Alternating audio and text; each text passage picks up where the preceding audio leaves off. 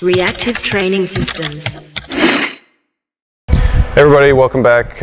We're here outside the RTS seminar in Fort Lauderdale. I've decided to just kind of duck out for a minute and talk a little bit about sustainable training.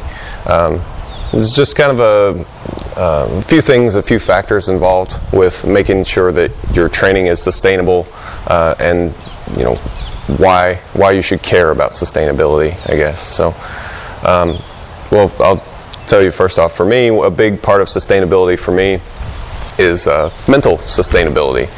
It's easy to get, maybe not easy, but it's easier than you might think to get burned out and kind of lose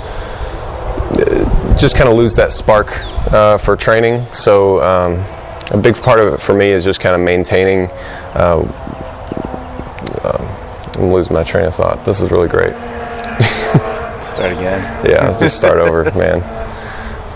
Well, I mean, let's talk about it for a second then. So, like keeping an even keel across the board. Like I think that with training, mental is often the first thing to go.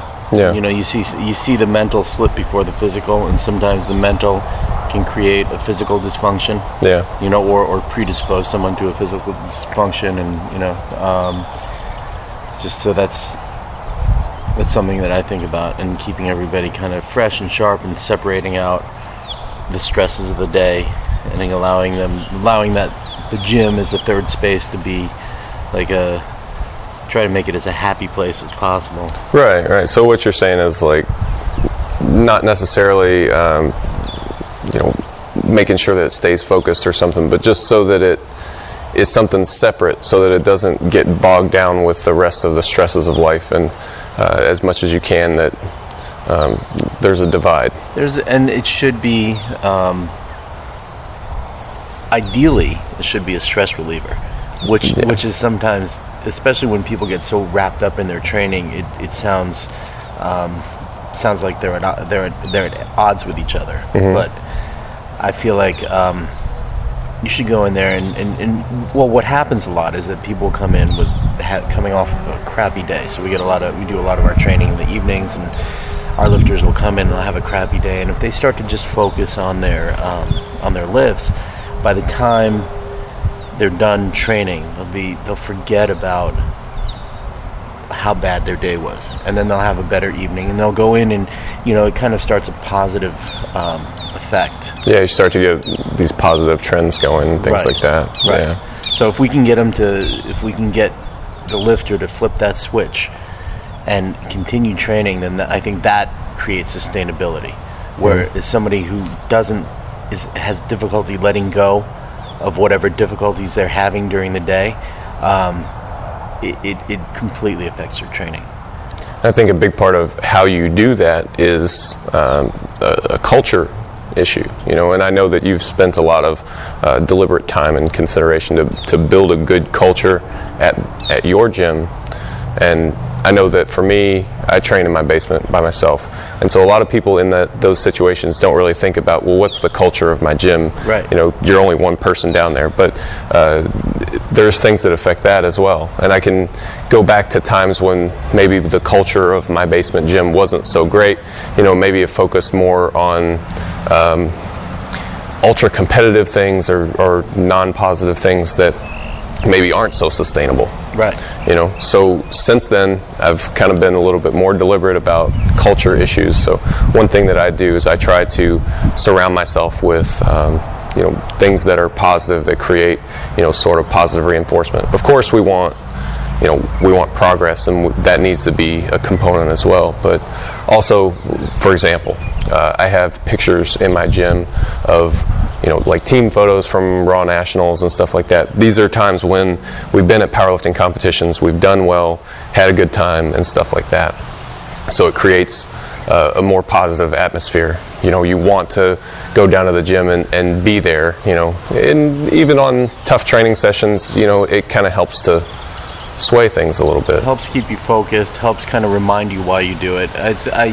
I noticed that very similarly at SSPT. Yeah, I was going to say. they've got the big wall, and you know, it's Matt is very diligent about making a point of if you've never been to the gym before, you have to go sign his wall. You know, and that kind of, I think that leaves an imprint in the gym, and that creates that intangible culture. Again, it's the same kind of thing where you walk in there and right away you get a feeling this is a place to train. This place means something more than just a bunch of gear just sitting in the corner. You know, it becomes bigger than that, and I think it's important. I think as human beings we need that. So if we kind of zoom out a little bit and we take a look at why we're training, you know, we're training to get better, but we're also training to just kind of, I think, fulfill our lives a little bit as well. I mean, for most of us, you know, I mean, if we're going to be honest, then you know, there's very few people who are doing this simply for, you know, competitive pursuits or other things like that. It's usually supposed to build into your life, right? There's no pro powerlifting, as I say. It's like nobody's going to make their money being strictly a power lifter. I mean, there's auxiliary stuff, but usually that comes out again and it shows because you love it. So that comes back from the heart and culture. So it bleeds over from the psychological and to the physical as well, you know. So speaking of like sustainability, how can we know that you have to have consistent training for a long time, years, decades, to get really good at this. So psychology is a big part of that, you know, staying engaged in the training process. But there's also physical components to it as well. And the big one that comes to my mind is injury prevention. And I think most people can relate to that if they're training hard, training consistently, then in general your tendency is to improve. Some training is better than others, but the big setbacks and the things that cost us, you know, well, that was a year of training, you know, of being stagnant results. The big setback seems to be injuries. You know, so it's a fine line to walk, to push your training, to be aggressive with it and seek those improvements, but also to not go too far and end up getting injured, since those things tend to set you back so much. I often find myself telling beginners, well, actually, you know, people across the board, people tend to get caught up in the numbers, they get caught up in progress, they sit there and say, well, I should be this strong by this date, and usually what I say is kind of slow down to go faster. And slow down to go faster, because what the novice or inexperienced lifter doesn't take into account is bench time. So if they get injured, they're going to be sitting out for 2 to 3 months. They're going to come back. The mental effect, the debilitating mental effect of not being able to lift and feeling like you're not making progress. All of that plays in, as opposed to that kind of slow and steady progress. And it seems to, hopefully, it's taking hold. You know, we try to kind of minimize people sitting out. So there's no point. You know, 2.5 kilos, 5 kilos. It's not going to make a difference on the day, and they'll probably see it in the long run. I think from kind of a training standpoint, you know, practicality standpoint, you know, of course, I mean, everybody, when it comes to injury prevention, pretty much the first thing everybody talks about is technique, which, you know, making sure that your technique is safe and sustainable is important. But also, I'm aware of some coaches that will even pull back an athlete's training weights. You know, if they're progressing what he terms as too fast, he feels like maybe they're getting strong too fast, and that's an injury risk, so he'll throttle things back a little bit. I don't do that except in some very extreme cases, but I think it's an interesting mentality, and it's successful for some people as well. But it's interesting, this notion that, you know, you want to progress quickly, but you want to progress with an eye toward the long term. Right.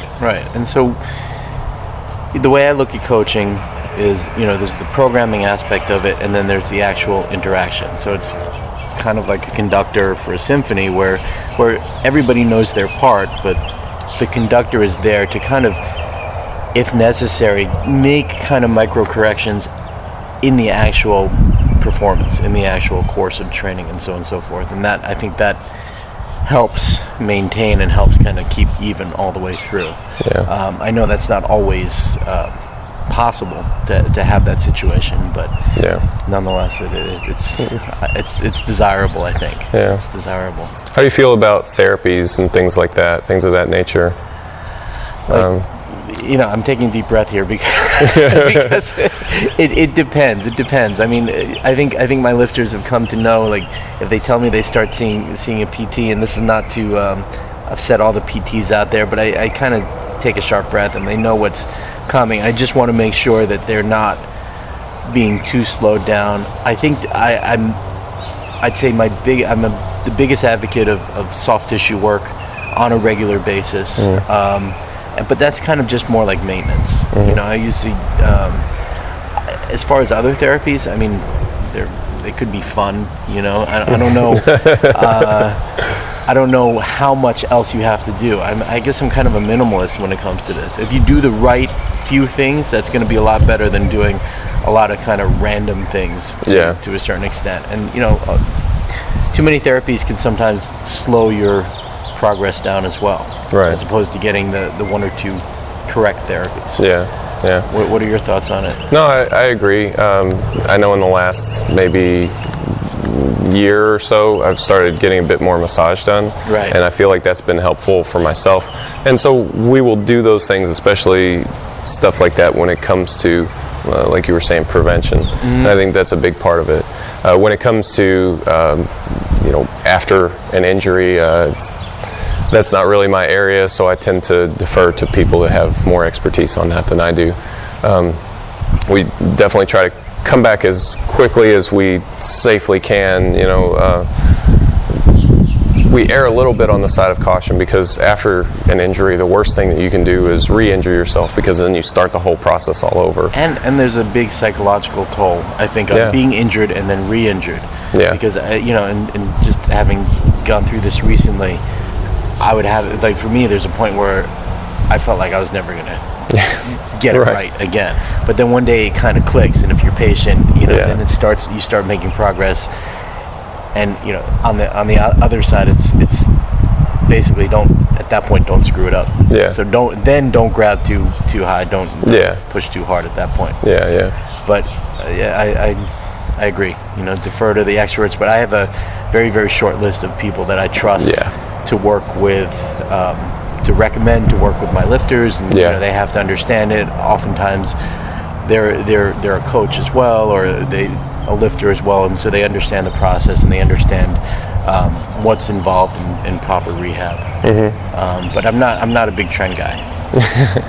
And I mean, going back to something you said just a minute ago about doing things purposefully.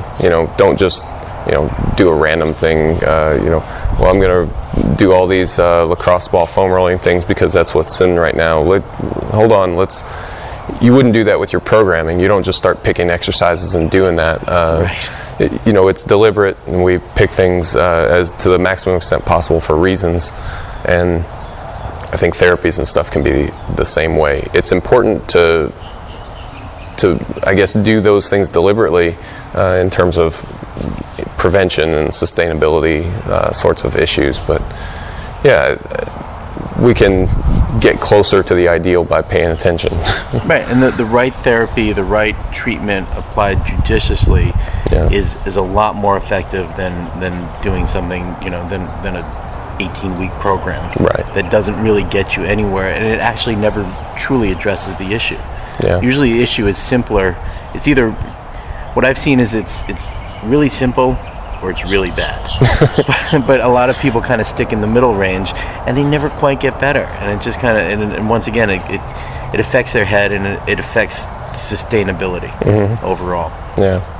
So it seems like the big things are, making sure that you're practicing, sustainable mental practices, for lack of a better term. That the gym is our happy place, right. And we can be focused, but still, make it a positive experience. And that we're also doing things in our training to make sure that we're progressing at a good clip.